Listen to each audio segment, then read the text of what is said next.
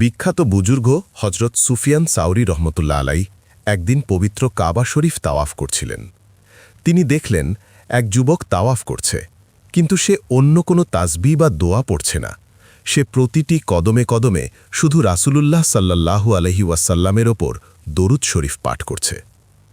সুফিয়ান সাউরি রহমতুল্লাহ আলাই কৌতূহলী হয়ে যুবককে জিজ্ঞেস করলেন, ভাই, তুমি অন্য সব দোয়া বাদ দিয়ে শুধু দরুদ কেন পড়ছ? এর পেছনে কি বিশেষ কোনো কারণ আছে? যুবকটি প্রথমে তাকে চিনতে চাইল। যখন সে জানল ইনি সুফিয়ান সাউরি, তখন সে বলল, আপনি যদি এই যুগের গ্রহণযোগ্য ব্যক্তি না হতেন, তবে আমি আমার গোপন কথা বলতাম না। আমি এবং আমার বাবা হজে এসেছিলাম। পথের মাঝে এক জায়গায় আমার বাবা হঠাৎ অসুস্থ হয়ে মারা গেলেন। মৃত্যুর সাথে সাথেই বাবার চেহারা কুচকুচে কালো হয়ে গেল। বাবার এই অবস্থা দেখে আমি খুব চিন্তিত হয়ে পড়লাম এবং তার মুখের ওপর কাপড় দিয়ে ঢেকে দিলাম।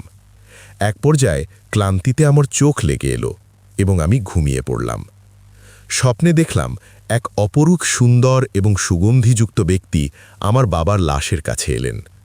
তার মতো সুন্দর এবং পরিষ্কার পোশাক পরা মানুষ আমি আগে কখনো দেখিনি। তিনি বাবার মুখের কাপড় সরালেন এবং তার পবিত্র হাত বাবার চেহারায় বুলিয়ে দিলেন। সাথে সাথে বাবার কালো চেহারা পূর্ণিমার চাঁদের মতো ফর্সা ও উজ্জ্বল হয়ে গেল। তিনি চলে যেতে লাগলেন। আমি দৌড়ে গিয়ে তার জামার কোনা ধরে বললাম, হে আল্লাহর বান্দা, আপনি কে? আল্লাহ আপনাকে এই বিপদের মুহূর্তে আমাদের সাহায্যকারী হিসেবে কেন পাঠিয়েছেন? তিনি মুচকি হেসে বললেন, তুমি কি আমাকে চেনো না? আমি মুহাম্মদ ইবনে আবদুল্লাহ সাল্লাল্লাহু আলাইহি ওয়াসাল্লাম। তিনি বললেন, তোমার বাবা যদিও অনেক পাপে লিপ্ত ছিল এবং নিজের উপর জুলুম করেছিল, কিন্তু সে আমার উপর প্রচুর পরিমাণে দরুদ পাঠ করত। তাই যখন সে বিপদে পড়ল, আল্লাহ আমাকে তার সাহায্যে পাঠিয়েছেন।